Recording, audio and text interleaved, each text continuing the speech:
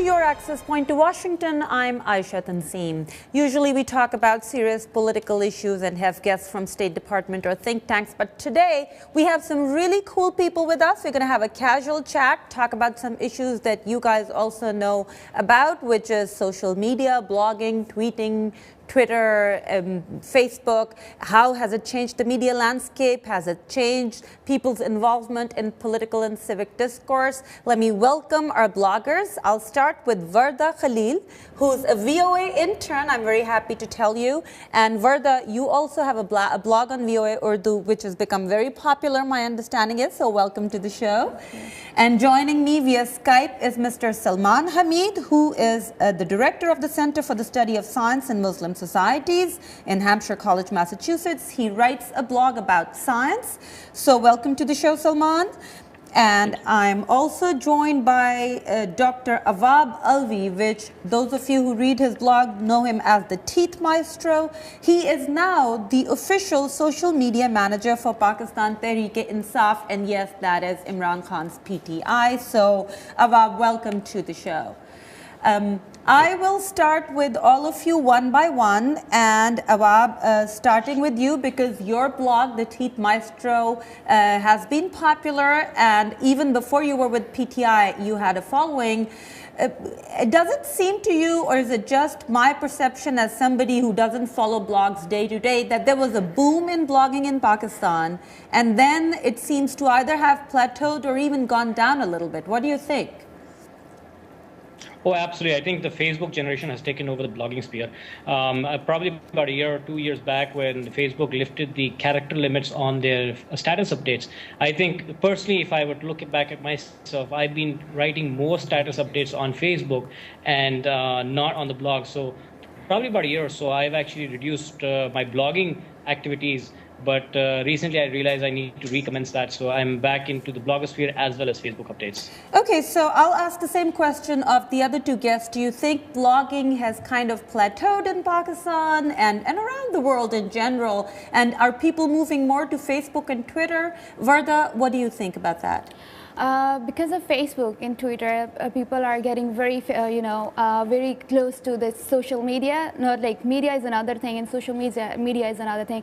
And what I believe, like people are more believing on social media, what are like the real story. They go to social media to know the real story, because in Pakistan. And then they go to blogs to read. Yeah, because this is related to social media. So it started from Facebook and Twitter, and then blogging is it's getting very famous in Pakistan. Okay, so let me get Salman Hamid in, because he writes a different kind of blog, very interesting, and as far as Pakistan is concerned, quite unique. That is a science blog that gives people information about science. Irtaqa.com, if I'm not mistaken, and also Salman, you guys also try to translate scientific works into Urdu, which I think is a great thing. People who cannot read English should also be able to be updated with science. Salman, when you're writing your blog, what is your target audience? Well, thank you very much for having me here. It's since I've been in the U.S. for the last 20 years or so, I really inhabit both worlds. And in some sense, half of my audience is coming from Pakistan and also from the larger Muslim world. Because I look at issues that are at the intersection of science and also science and religion. I'm interested in the debates that are taking place on that. But at the same time, being in the US, I'm aware of some of the questions that come up where people are not familiar with the subtleties of debates that are taking place in Pakistan or the larger Muslim world. So I try to balance out my posts on the blog. Half of them actually are more specific to Pakistan or to the Muslim world, and some of them are more specific to dealing with issues of perception, like Islamophobia, for example, and other type of things, and bringing how does science connect to those things. So I try to bring those things together. So Someone, here's my question to you then. What makes a blog then different from a website? Why did you choose to blog about these issues and not just have a website? Well, I mean, this allows an easier way to update things. And also, blogging allows a relatively, at least when it started, I started in 2006.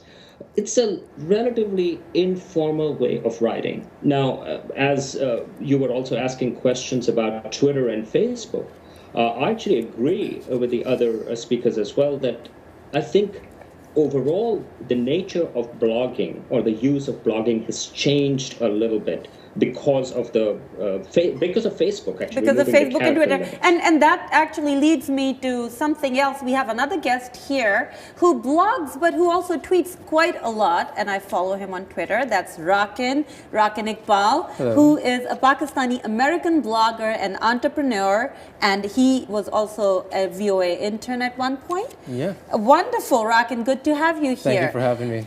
Since you blog and you tweet, which one do you find more interesting, more useful? Which one do you do more? I am more of a Twitter person just because it's so much easier. You can tweet on the go. Versus with the blog, I feel that like whenever I approach a computer, I'm like, I'm going to blog about something. I really put a lot of thought and emphasis on. So that takes me a little bit more longer. So it's more of if I have some downtime, I'll sit and then I will blog something out. Whereas with tweeting, it's more on the go. I pick up the phone, 140 characters in, out. People give me how much hate they hate me, and then we go from there. Okay, well, that's an interesting question, Avab. I want to ask you about that, which is this whole thing about tweeting on the go versus blog, sitting down, thinking about it. Is Twitter making political discussion very black and white, very simplistic? I think the 140 characters, I mean, that's the limitation. You can't have a proper conversation in that. But at the same time, you're absolutely right to say that it's just on the go. And most people confuse it with the fact that it is authentic. I mean, you should understand the fact that Twitter is 140 characters and that's it. No emotions, nothing else. So we have to balance it with that. And blogging, on the other hand, as they rightly said, it requires a lot of time, patience to sit down and actually compose a decent amount of article words to compose that. So I think there's a different way to both the tools. Okay, so here's a question. Rakin, you want to jump in, but I also want to ask you, do you think that blogging or social media in general, some people say it's given a voice to the voiceless, but others say, oh no, the same people who used to sit in drawing rooms and chat with each other over emails are now doing it through blogs. Those who didn't have a voice before still don't have a voice. I would say people who do, and I myself being a blogger and also being a person who uses Twitter a lot, I would say you would say the same kind of, you are sort of sitting in the drawing room, you are conversating. The only time blogging and Twitter becomes that force that can make a difference as well versus normal traditional dry room talk is when people take upon the initiative and the action and start, let's say, a grassroots campaign and something. And that's something where that lacks actually in Pakistan right now. Okay, now that brings me to our Facebook comments because we asked the same question on Facebook. We got some very good responses. Yuna Karmal, I don't know how to pronounce the name, Yuna Karmal, K-A-R-M-A-L, or Karmal, I don't know, says, yes, as a Hazara lady of Quetta, that is 75% role of social media. They write about our persecution and genocidal issues, which we are facing in Balochistan for the last 11 years. And it was the role of social media who made civil society not just aware of our issues, but also played a main role in it. So I want to come to you, Avab, because you are actually now a political activist come blogger, and your blog is now almost officially PTI's blog. So do you think social media does play a role, or do you think social media has limited following, those who have ample time on their hands and want to chit-chat with friends, and maybe a couple of groups follow social media? Avab, we cannot hear you right now. Let me go to Salman. Salman, can you hear me? Yes, I can. Okay, so since you write a science blog, the same thing applies to you. Are you just reaching out to scientific community, or do you think you have a wider audience that does make an impact beyond people that you might have reached out via email? Well, I mean, I think we have to place these things in context. So I just pulled out the numbers of internet users in Pakistan, and that has grown significantly between 2000 and 2012, going from 0.1% to roughly 15% now. So we are already seeing that fraction that people use internet is increasing. But at the same time, we are looking at a very tiny fraction of the larger population. And it can impact, at least as was mentioned regarding organizing, for example, some rallies like in Hazara and in other places. But is it a broad-based aspect? That, I think the jury is out. And one place where we can look at that is Egypt, where actually a much higher fraction of population uses internet. I think the numbers are around 36%, 37% compared to Pakistan's 15%. And over there, we did see that when Tahrir Square and other things happened, earlier organization was based upon social media. But when it comes down to broader election and broader perspectives, I think overall the jury is still out. How much is that going to impact with a smaller fraction of internet users? Okay, Varda, you write a different kind of blog, which is you were given an opportunity to write a blog on a site that's already widely read. It's already popular. You're almost playing the role of a citizen journalist with an opinion. Do you think that makes a difference and it gives you more of an incentive to write, or are you just as likely to write if you're writing on your own and you don't have as many followers? Obviously, it's a very great opportunity to write on Voice of America because a lot of people already following Voice of America. They're already very good bloggers writing on there. They have their following. So it was my very desperate effort to write a blog and so people could read it because I'm here for the last 6 months and I analyze a lot of stuff here and I really started to compare American society and Pakistani society. But would you do this if you weren't interning here? Would you do it on your own? And I'm just trying to find out how much, you know. I was writing my blog. Oh, you were writing your blog. Yeah, but it was not that much like popular and I could not convey my point of view like the way I wanted to. But when I came here, I found this opportunity and I started to write it. You started to write. Yes. Okay, let me come to you, Avab. Can you hear me now? Because we lost you a little while ago. Sure can. Okay, wonderful. So what I want to ask you is you had a blog and you were probably used to writing whatever you thought, and now you probably have to follow the official party policy of a political party. So do you feel restricted that you can't just write whatever you want? I think only on a very few topics, because I think when we're talking about, I've always been an activist, a civil society activist. So I've actually had a very vocal voice on a lot of many issues. I've not felt exactly where I was restrained, but yes, I have to be careful since I have so, in somewhat way, have become the voice of the Tehreek Insaf on the online medium. So I have to be a little guarded, especially in Twitter when there's a discussion going on. So when sometimes the tempers go heated and flared up. So I just have to be, I've learned that I have to be a little bit more careful with my words, choosing the right words, because 140 characters might be too simplistic to convey an emotion. I mean, you could say something either way and it could be taken misconceived either way. So I've learned that I have to be a little more careful on my tweets as well as blogs. I've never felt the need, but yes, I have to be more careful since I reflect the party line. Okay, here's another Facebook comment by Altafur Rahman, who's saying, and the question that we asked on Facebook was, do blogs make a difference?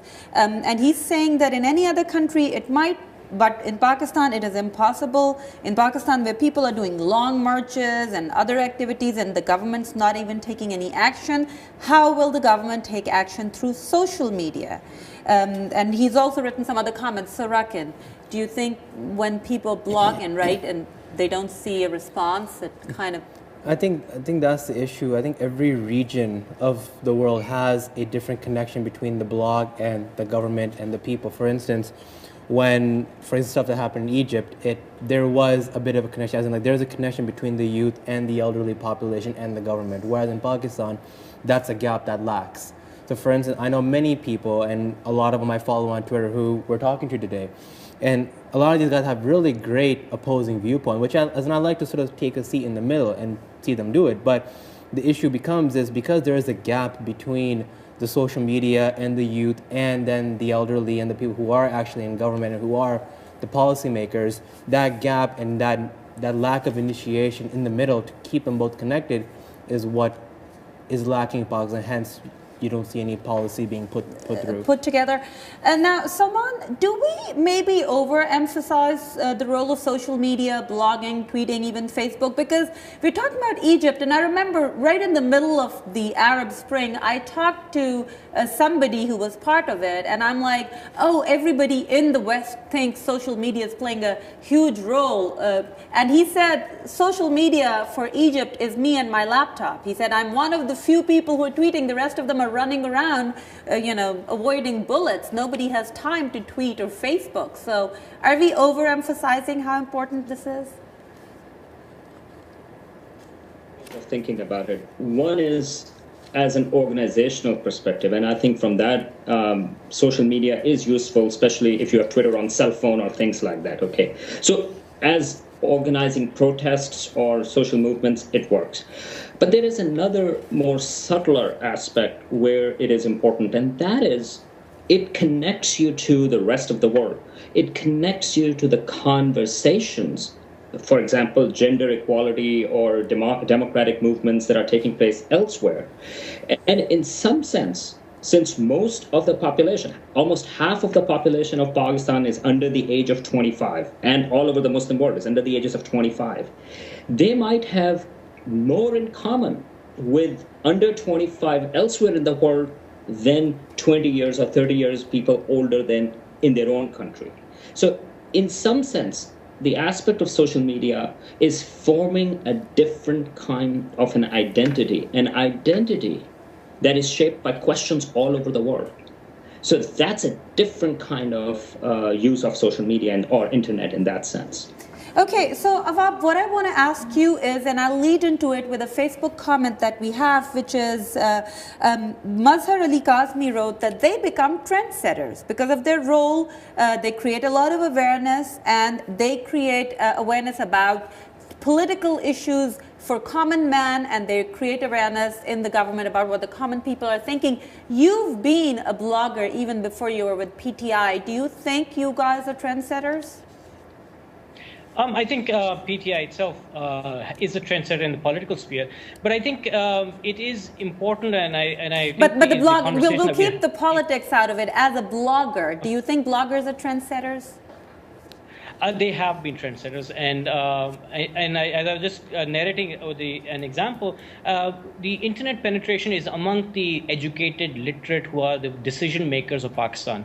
And if you have these blogs and these email circulations that go on with these blog articles, what I've actually seen is if I write an article which is interesting, it comes back to me from some unknown source which actually starts sharing it on an email.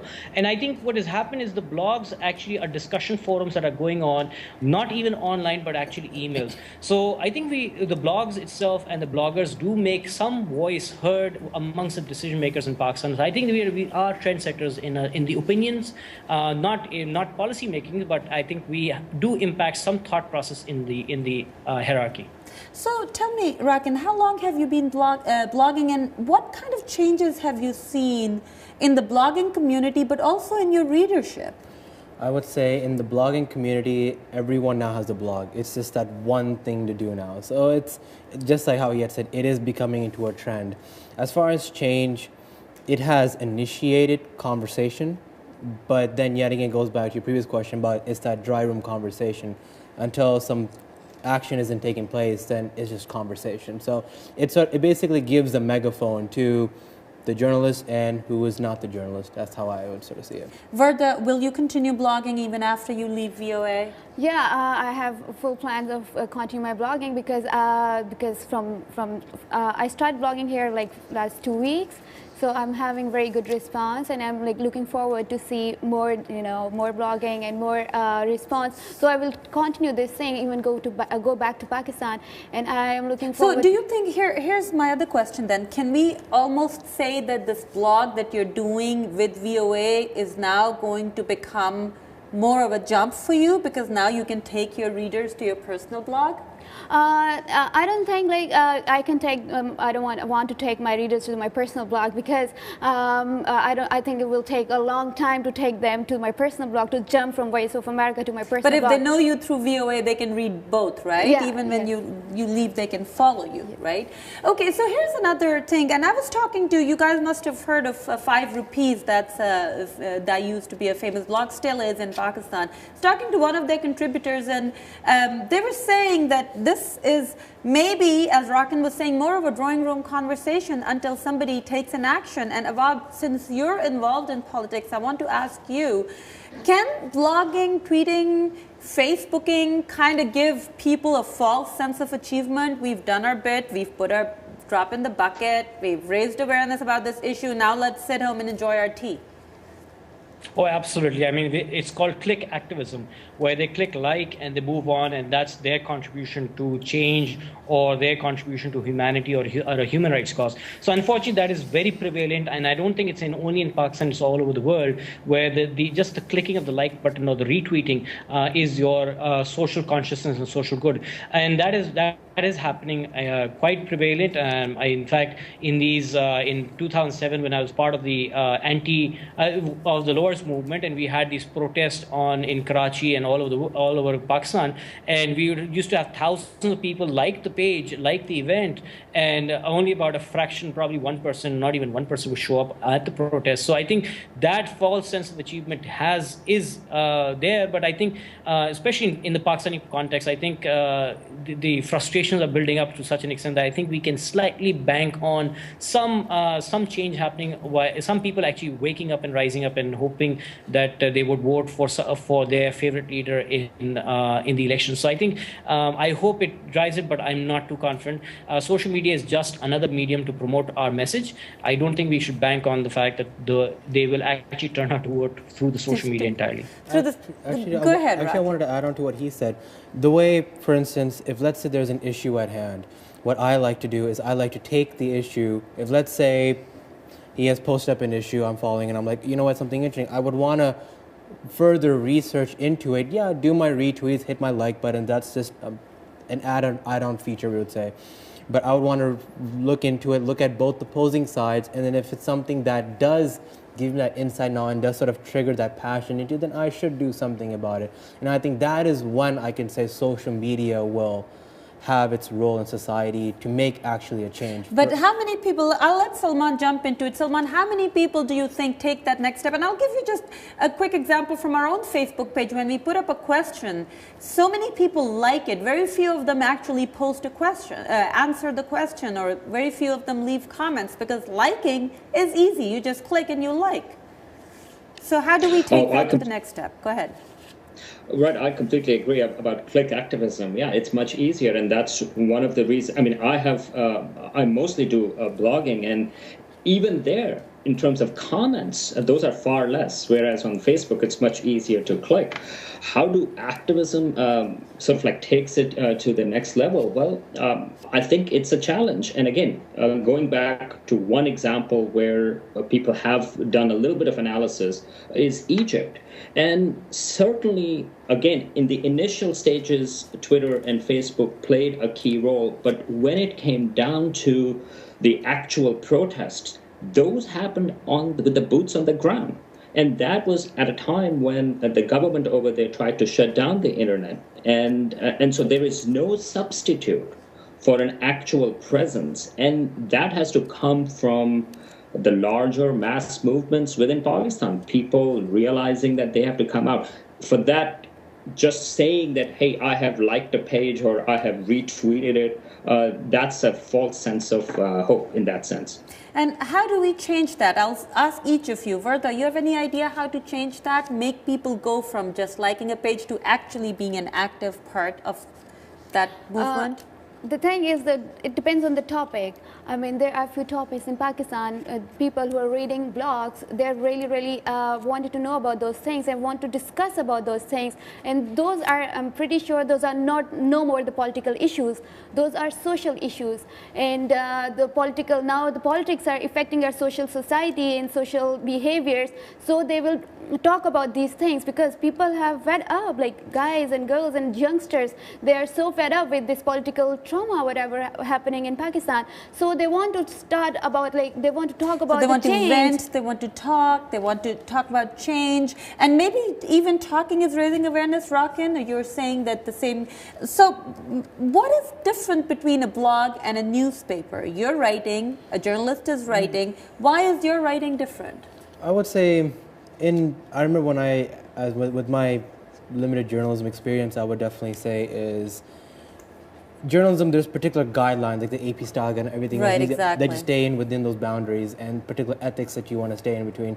That's why a lot of journalists like to have a Twitter account and they'll say that these are my personal tweets away from the organization. So that side does give you that liberation, that freedom to speak what you feel like speaking away from what your employer or employers would want you to say, but still yet you're still confined in a thing, and there is that level of professionality.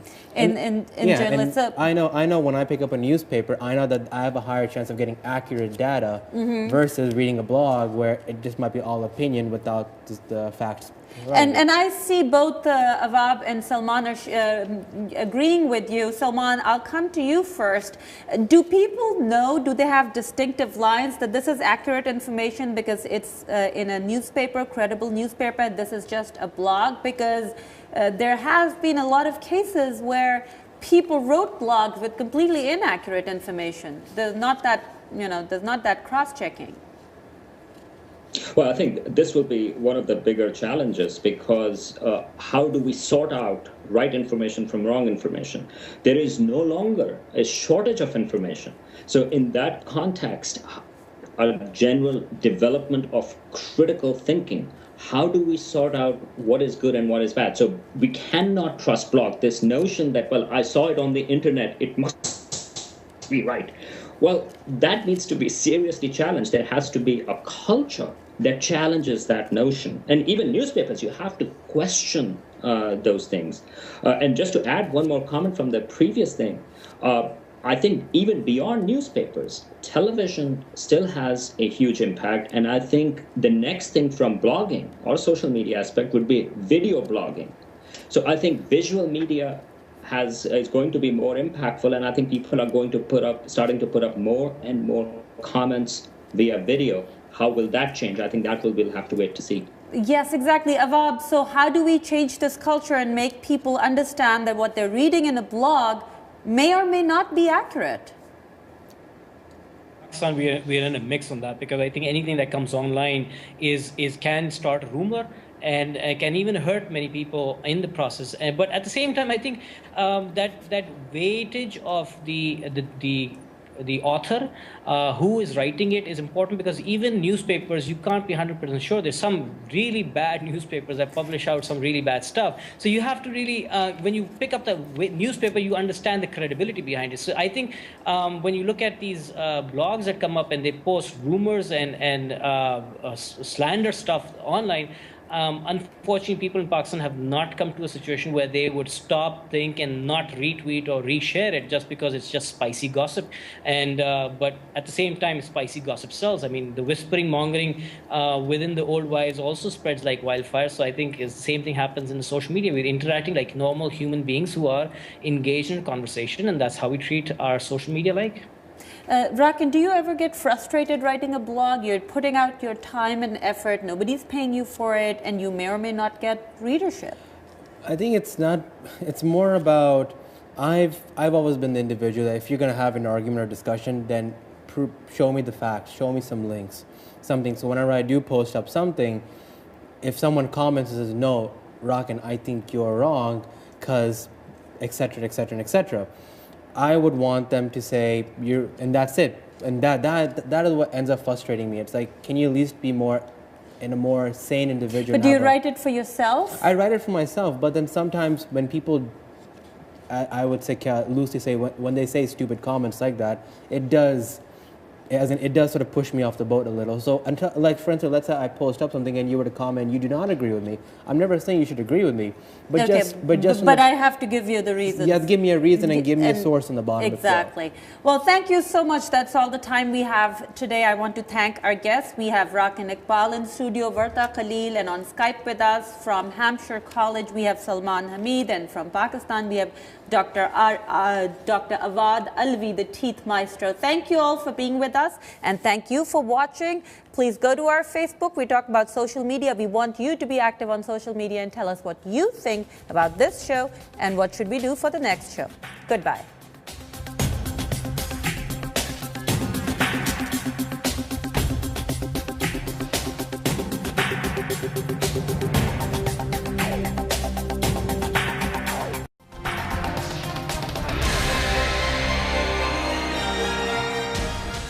Welcome to Your Access Point to Washington. I'm Ayesha Tanzeem. Usually we talk about serious political issues and have guests from State Department or think tanks, but today we have some really cool people with us. We're going to have a casual chat, talk about some issues that you guys also know about, which is social media, blogging, tweeting, Twitter, Facebook. How has it changed the media landscape? Has it changed people's involvement in political and civic discourse? Let me welcome our bloggers. I'll start with Varda Khalil, who's a VOA intern, I'm very happy to tell you. And Varda, you also have a blog on VOA Urdu, which has become very popular, my understanding is, so welcome to the show. And joining me via Skype is Mr. Salman Hamid, who is the director of the Center for the Study of Science in Muslim Societies in Hampshire College, Massachusetts. He writes a blog about science. So welcome. If I would look back at myself, I've been writing more status updates on Facebook and not on the blog. So probably about a year or so, I've actually reduced my blogging activities. But recently I realized I need to recommence that. So I'm back into the blogosphere as well as Facebook updates. Okay, so I'll ask the same question of the other two guests. Do you think blogging has kind of plateaued in Pakistan and around the world in general? And are people moving more to Facebook and Twitter? Varda, what do you think about that? Because of Facebook and Twitter, people are getting very, very close to this social media. Not like media is another thing, and social media is another thing. And what I believe, like people are more believing on social media, what are like the real story. They go to social media to know the real story, because in Pakistan. And then they go to blogs to read. Yeah, because this is related to social media. So it started from Facebook and Twitter, and then blogging is it's getting very that are taking place on that. But at the same time, being in the US, I'm aware of some of the questions that come up where people are not familiar with the subtleties of debates that are taking place in Pakistan or the larger Muslim world. So I try to balance out my posts on the blog. Half of them actually are more specific to Pakistan or to the Muslim world, and some of them are more specific to dealing with issues of perception, like Islamophobia, for example, and other type of things, and bringing how does science connect to those things. So I try to bring those things together. Salman, here's my question to you then. What makes a blog then different from a website? Why did you choose to blog about these issues and not just have a website? Well, I mean, this allows an easier way to update things, and also a blog. To the show, Salman. And I'm also joined by Dr. Awad Alvi, which those of you who read his blog know him as the Teeth Maestro. He is now the official social media manager for Pakistan Tehreek-e-Insaf, and yes, that is Imran Khan's PTI. So, Awad, welcome to the show. I will start with all of you one by one, and Awad, starting with you, because your blog, The Teeth Maestro, has been popular, and even before you were with PTI, you had a following. Does it seem to you, or is it just my perception as somebody who doesn't follow blogs day to day, that there was a boom in blogging in Pakistan, and then it seems to either have plateaued or even gone down a little bit? What do you think? Oh, absolutely. I think the Facebook generation has taken over the blogging sphere.